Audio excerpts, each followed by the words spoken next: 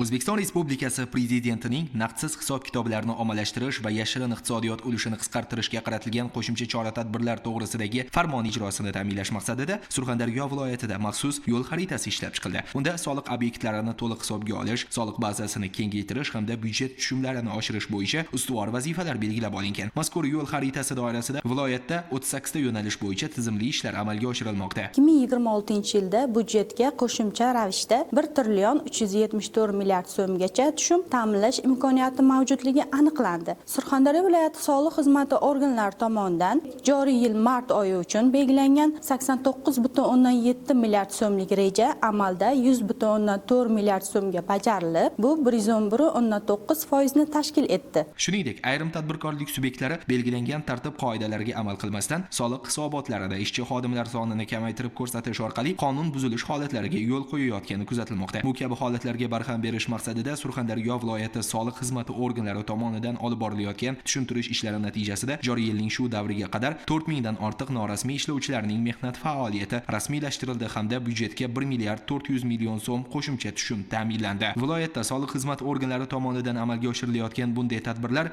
noqonuniy biznes faoliyatining oldini olish, shuningdek yashirin iqtisodiyot ko'lamini qisqartirishga xizmat qilyapti.